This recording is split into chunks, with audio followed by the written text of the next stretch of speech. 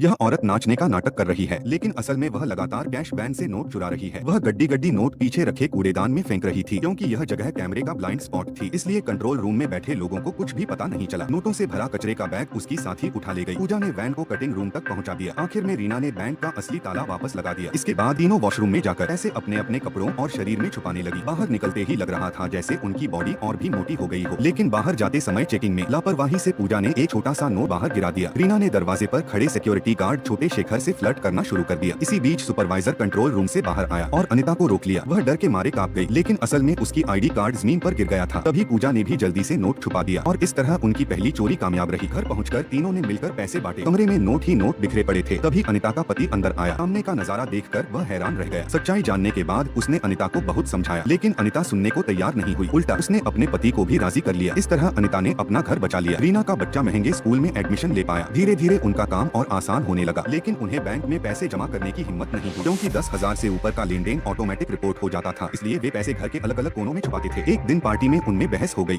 रीना का मानना था कि अब बहुत हो गया, अब रुक जाना चाहिए, लेकिन अनिता और पूजा और ज्यादा कमाना चाहती थी।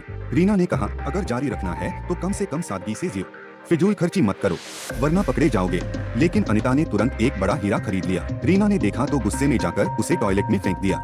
नए प्लान के दौरान रीना बेचैन होकर अनिता का इंतजार कर रही थी। जब अनिता आई तो उसने ताला उसके पास फेंक दिया, लेकिन चाबी गलती से टॉयलेट में गिर गई। उन दोनों के पास पूजा का नंबर नहीं था, इसलिए मजबूरी में अनिता ने अपने पति को फोन किया। उससे कहा कि वह पूजा के बॉयफ्रेंड को ढूंढे। आखिरकार पूजा से संपर्क हो गया।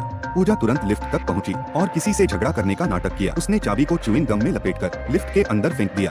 अनिता ने चाबी उठाई और भागकर कटिंग रूम पहुंची। छोटे शेखर ने जैसे ही दरवाजा खोला, अनिता ने चाबी रीना को दे दी और इस तरह उनका संकट टल गया। लेकिन छोटे शेखर ने देखा कि ताले में डली चाबी जमीन पर पड़ी है। वह सोच में पड़ गया। फिर भी उसने किसी को नहीं बताया। उसने सिर्फ इतना कहा, अब बस करो, चोरी छोड़ दो। असल में वह रीना को पसंद करता था। रीना ने चाहा कि वह भी उनके ग्रुप में शामिल हो। शेखर ने हामी भर दी, लेकिन साफ कहा, मैं तुम्हें खुले तौर पर चाहता हूँ, ना कि इस तरह की शर्तों पर। रीना ने उसकी बात समझ ली और दोनों करीब आ गए। छोटे शेखर के जुड़ जाने से उनके प्लान और आसान हो गए, लेकिन इसी वजह से वे और लापरवाह हो गई। उनकी फिजूल खर्ची बढ़ती गई। आखिरकार इस पर फेडरल इन्वेस्टिगेशन एजेंसी की नजर पड़ गई।